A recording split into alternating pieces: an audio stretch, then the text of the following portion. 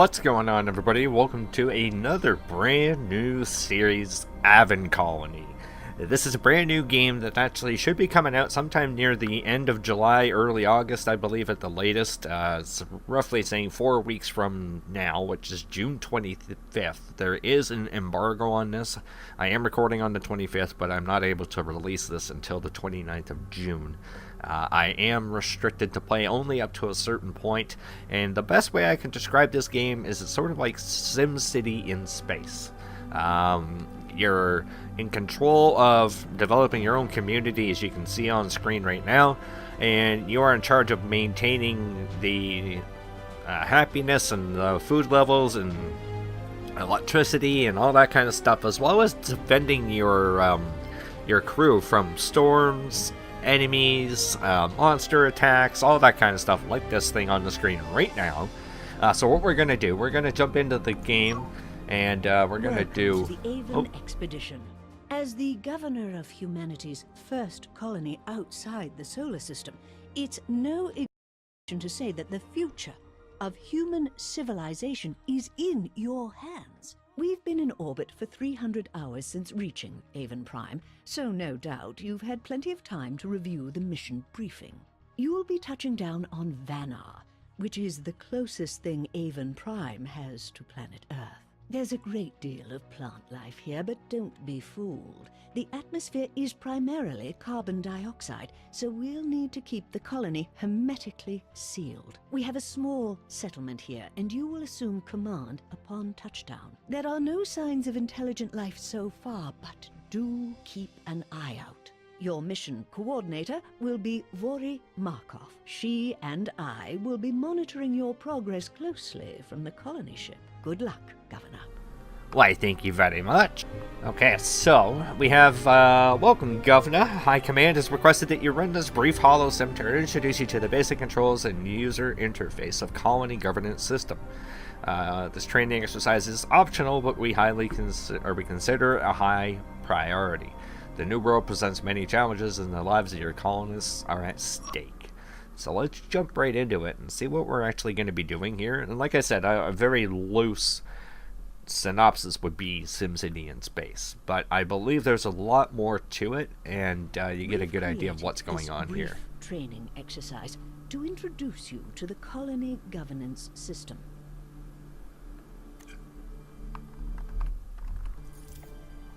Alright, so we have, let's start the basic control. Left click and drag to move the camera around. WSAG keys to do the stuff, move the edge, and you can scroll back and forth. Cool. Drag up or down with the right mouse button to tilt. Oh, and drag left to right to rotate. Cool. So we get to see that way. Use the Q and E keys and you can rotate as well. Alright, simple enough. You can use the mouse wheel to zoom, and you can click on a building to select it. So we can, how far in can we go? Oh, damn. Well, isn't that cool? Alright, and click on a building to select it. What's that? Outpost. Who are you? Alright, we have an outpost there. Cool. You can automatically pan the camera by double clicking on anything or pressing the home key. Oh, okay, so panic mode, we got something over here. Oh, there. What is you? It's a geothermal vent, a bubbling pool of geothermal heated water. It occasionally emits clouds of deadly hydrogen and sulfide gases. Place a geothermal generator here to generate electricity and prevent toxic gas emissions. Cool. Double click on a building near the center, or to center the camera on that building. Okay, so we did that, and press home to automatically recenter on. So if we're over, say, here, and there's like, warning, warning, there's something at home. Hit the home key, it takes us right back. Awesome. Hover the mouse over the nanites indicator. Nanites are self-assembling carbon metallic nanostructures used to create, upgrade, and repair everything in your colony. We've added a new indicator along the bottom of your screen. Okay, right there. This indicator tells you how many nanites are currently in your colony. 200 nanites. Build iron copper mines to extract metals, and build nanite processors to convert metals to nanites. Cool. Let's build a mine on top of the iron deposit. I'm guessing that there. The mine will cost 15 nanites. You can pick up the mine by simply left clicking it. You don't need to drag. And then left click it again to place it, or right click to cancel. So in here, mine, click on it, done. The simulation is paused. You will need to unpause to complete the mine. Use the game speed controls to in the lower left. Oh, down here. Okay. Increase the game speed to fast and very fast. Allow the drones to complete construction of the mine. So pause, and then we can go 2, 3, 4.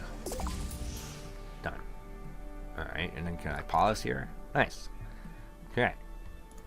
Drones completed that. There are other ways to change the game speed. The splash at the top of the screen will indicate the game is paused, which is that guy there.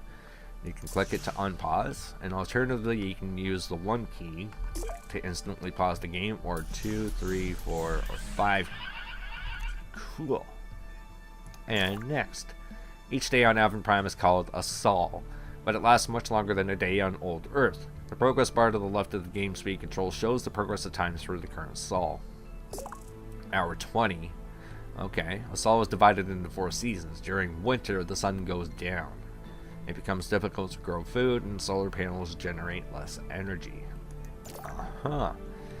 Aven's low oxygen environment requires us to hermetically seal the colony's internal atmosphere. This means that instead of roads, you'll use air-sealed tunnels to connect all of your structures.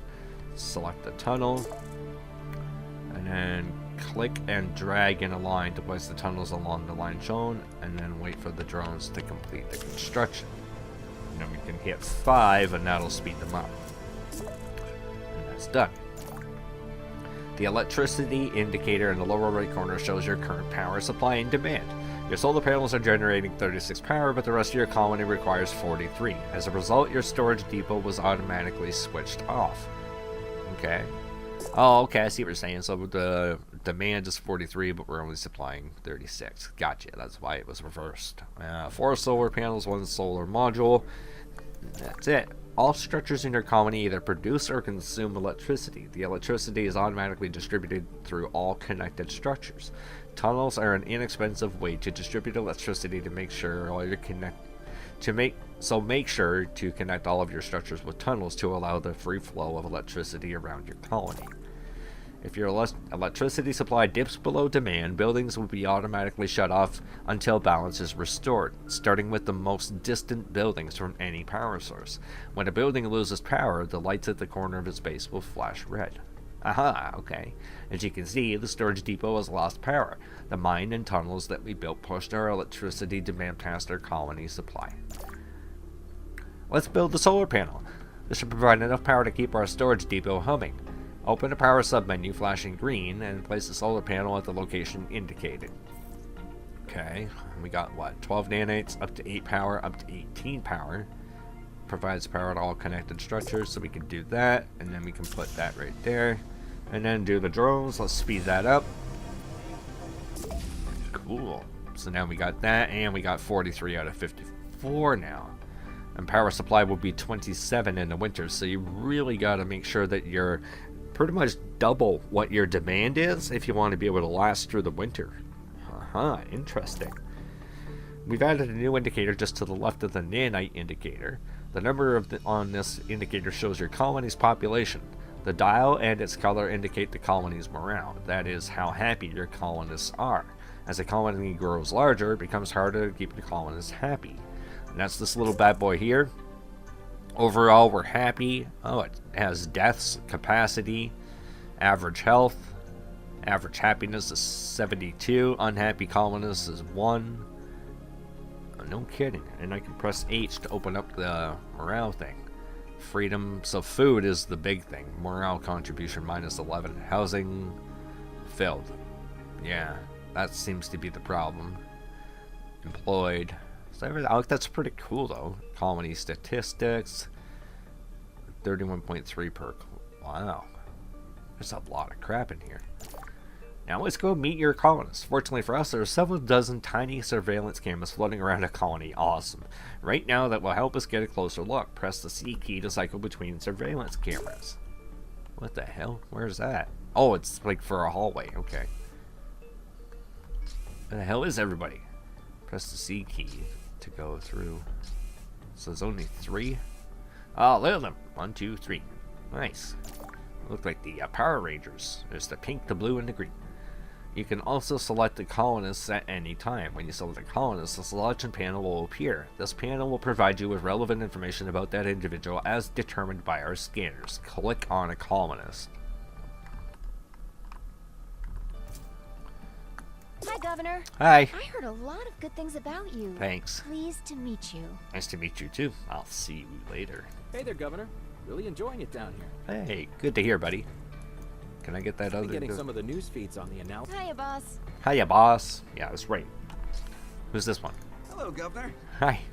Brady Das. Nice. You should now be familiar with the basics of the controls and user interface of the colony governance system. Please continue to the next holosim to introduce the core concepts of colony management. Alright, let's try that out. Why not? And that's cooler than mine. We built that. It's got this cool looking thing, and I like the way they did that. That looks really, really cool. Uh-oh. I don't know if the game crashed or not. Just so you guys know, it is in early access. It's real early access too. This so training exercise to introduce you to some of the advanced concepts in colony management. okay. Yeah, this, like I said, is in early access right now. They've restricted me to play only up to Sandy Gulch, I think is what it was called, and I'll do a full playthrough of all of those. We'll do, I don't know, an episode per, or 2 or 5. I don't know. Depends on what they take. So we'll do the other tutorial episode here, and I think we'll call it after this, and then maybe we'll do the next one. I can't remember what it's called, but we'll do that in the next episode. The first holosim demonstrated the purposes of several of the indicators in your colony governance system interface. Now let's take a look at the food indicator. That's this guy. 204 food in storage, well, 12.7 per colonist, marginal. Food variety is low, food quality is marginal. No food producing structures. Place farms or greenhouses to produce food for your colonists. Okay. Your colonists need food and water to survive. As your colony expands, you'll have more and more hungry mouths to feed. It is important to keep an eye on the amount of food and water per colonist in your colony inventory. Your food indicator shows that your current level of food per colonist is less than ideal. Open the colony control panel. Okay, wait. Your colony food and water is stored in your colony inventory along with your other resources that you consume and generate. Let's open the colony control panel, which will show us the colony's current inventory.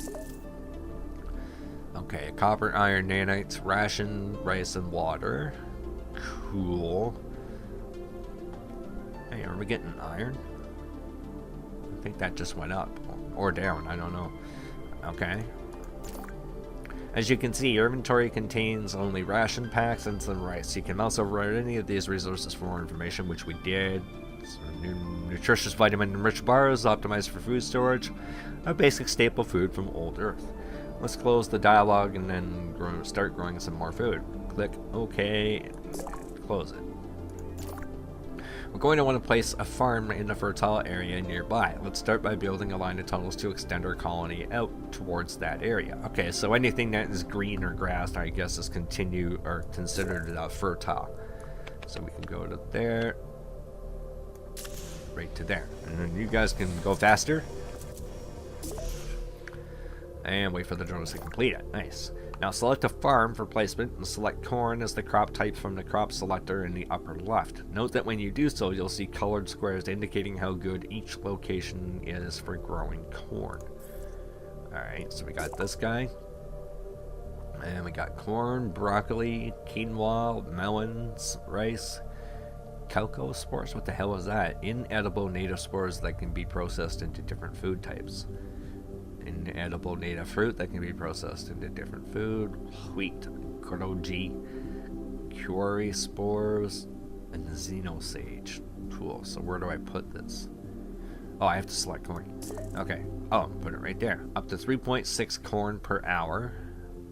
And you can, okay, I see the yellow and the red, and I guess these are sort of greenish. We can put this here, 3.6. I wish you could see what that would produce so you can see the difference, but okay. Place the farm and allow the drones to complete it. So go back to there. Oh, sweet. Look at that. We got little plots out there and everything. Awesome. Okay, drones completed it. Now that we built our farm, let's take a look at see who's working there. Press the overlays button in the lower left corner and select the employment overlay. Wow. Okay, colonist overlay, housing, resource, air quality. What? Whoa, cool. Drone overlay, ranges of all the drones in this colony by type, farming resource, water, commute. So it's the difficulty of commuting around each part of the colony. Holy crap, this is in depth. Crime levels. Wow, we're gonna have to have cops around here too. Electricity. Now that we've built our farm, let's take a look and see who's working there. Press the overlays. Oh, I already did that. The employment overlay shows where colonists live and work. The purple bars represent where the colonists live, and the green bars represent work sites. Your colonists automatically attempt to distribute themselves among the available jobs as they see fit. As you can see, your 16 colonists currently work at a construction drone hub. 80% filled. Oh, construction drone station and iron mine and the farm you just placed. So what's that? Oh, 60% filled. Okay.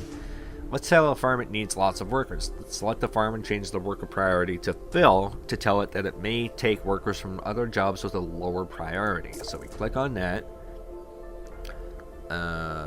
What, this guy? Low, consistent, equally likely to work here compared to any other. Normal priority and low priority structures, and the jobs will fill faster, or colonists will prefer to work at this building compared to other buildings set to high, medium, or low, and will attempt to fill all jobs at this building if enough workers are available. Cool. Lives in an outpost. Good thing. Better than an outhouse. Santa, Melly, Joe, Mimi, and Raul. Alright, so we got that. As you can see, the available workers is 100% filled. Move to the farm, which now has 5 out of 5. These additional workers will make your farm significantly more productive. While we're at it, let's also reduce our food consumption. We can use rationing social policy to force them to eat less. They won't like it, but they'll just have to deal with it. It's for their own good. So the colony control panel. Powers and policies. What? Reduces food consumption at a significant cost to morale. Closely monitors water consumption of all residents, reducing their rate of water consumption but at a loss of morale. Drone repair, job switching ban, transferring to new jobs, emigration, power monitoring, forced overtime. Martial law forces all protests to wind down and forces all protesting colonists to return to work, but they're not happy, but it also reduces crime by 30%. Wow. All colonists can play VR games for free at home. It increases electricity cost of habitats and skyscrapers, but increases entertainment morale, especially for unemployed colonists. Sweet. That's awesome. Oh, I never did that. Go here. Colony control that. Nope. Uh-oh. Which one did I do? Was it this one? Yes. Then we go into here, and then we go into this one. There we go. Yeah. Eat less. Hollow Sim 2 completed. You should now be familiar with the core concepts of running a colony on Aven Prime. You're now ready for the first full mission, the Vanar, which we're going to do in the next episode. I hope you guys are enjoying this little preview, your first look at this game. It looks super cool. A lot more in detail than what SimCity is, for sure. I mean, yeah, you got the residential, commercial, industrial type of idea here, but like you've got the farming, the electricity, you got the crime, you've got the morale, you've got different things that you can buy, you can upgrade everything, different tiers, so, you know, similar but not. Yeah, I don't want to say it is because it's definitely not. It's got its own good feel to it, and I'm really excited to see what kind of enemies or monsters that you end up having to defend against. It's gonna be pretty cool, I think. So you guys let me know what you think down in the comments below. See if you guys enjoyed it. If you want to see more, leave a like, and then maybe we can turn this into a full-blown series once they release it. I will do a couple more videos for sure, but you want to see the entire series. Maybe if we get enough likes on this thing, we can get you guys kind of like, hey, yeah, we'll do a full series, and if I can, I'll even name some of the colonists after the people that are in my subscribers group. So thank you so much for watching, guys. I really do appreciate it. If you can drop that like, it would really help me out more than you ever know. Much love, much respect, and I will see you guys next time. Take care. Very simple.